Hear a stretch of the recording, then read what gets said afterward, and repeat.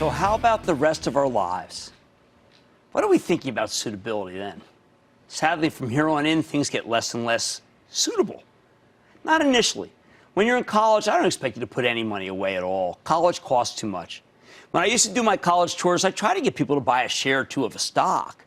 But college saps the living daylights out of you in so many financial ways. I now regard it as a total hardship to even contemplate savings. But once you are out in the real world, it's imperative that you save, preferably through a 401k plan, at work, or a self-directed IRA.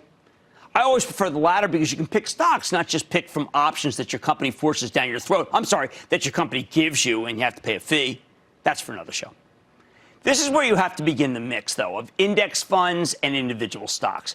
There's too much risk in individual stocks to just put together a portfolio of them of your own choosing. So at a minimum, I am demanding that you put your first $10,000 beyond what you have from your first 20 years into an index fund, the S&P 500 being my favorite, as I mentioned before. Now, I know that some will argue with that. I see them arguing on Twitter. I don't care. I know the truth. The possibility of one really bad stock hurting your nest egg even as early as in your 20s is simply too risky for this guy. With an index fund, no one stock or even sector can do that to you. But with the rest of your money, I do like stocks, and I want you to be diversified. It's why we play Am I Diversified here when we can, where I try to explain what diversification is in a breezy way. It's why we created a club, the ActionAlertsPlus.com club at the street, to show you how to invest, the ones that involve my charitable trust. I say involves because the trust is only allowed to invest alongside club members when I haven't mentioned the stock. The restrictions are that great, yes, to protect you. But I can tell you that if you want in-depth work on the stocks we talk about on this show and almost daily updates about a lot of them with a once-a-week update of all of them, well, then ActionAlertsPlus.com, the thing I created, it's a way to go. I set it up because I always talk about buying homework. I tell you that you need to buy a stock, but then you have to keep up with it. Remember back to earlier in the show when I discussed how hard it was to do the homework? Those trips to the Harvard Business School library to study month-old research and microfiche?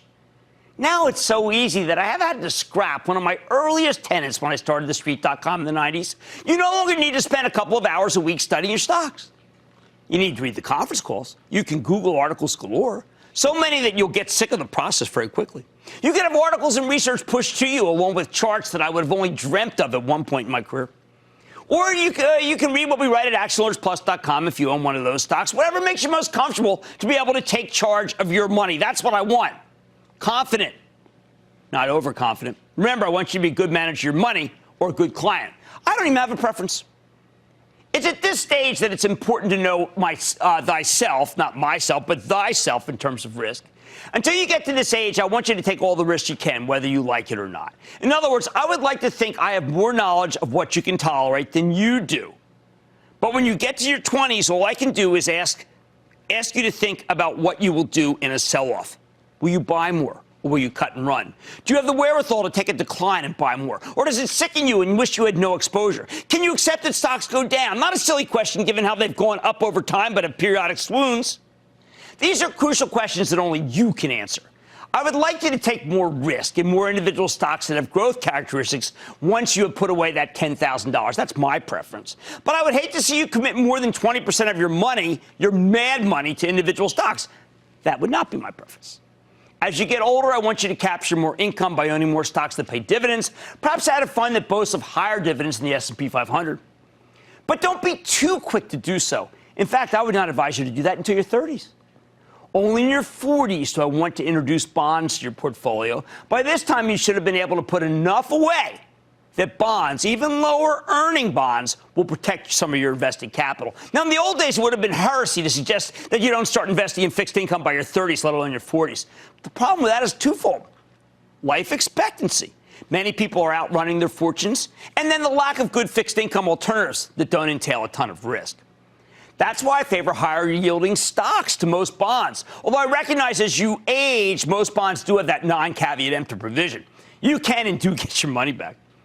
As you enter your 60s, it's easy to see how you can put up to 50% of your money into bonds and take bonds up 10% more each decade, as I mentioned earlier to a caller. But that brings us back to the notion of suitability. If you can't handle the risk, if you think the stock market is simply not as legitimate an asset class as it once was, because it's prone to such deep valleys or what in retrospect look like overblown threats, or flash crashes for that matter, then I think you have to decide yourself if cashing out or taking stocks to minimal levels is right for you. The bottom line? It's your life, not mine. So get comfortable with what you can live with. But risk, at least until your middle years, should remain a friend. Stay with Cramer. Jim Cramer, you're one of my heroes. I look forward to your show every weeknight. Thank you so much for helping beginning investors like me. When you talk about the market, I just believe that you're spot on. Oh, I love it. Thank you so much. Every night we watch you, I have learned and earned. Don't miss a second of Mad Money. Follow @Jim Cramer on Twitter. Have a question? Tweet Cramer. #MadTweets. Send Jim an email to madmoney@cnbc.com or give us a call at 1-800-743-CNBC. Miss something? Head to madmoney.cnbc.com.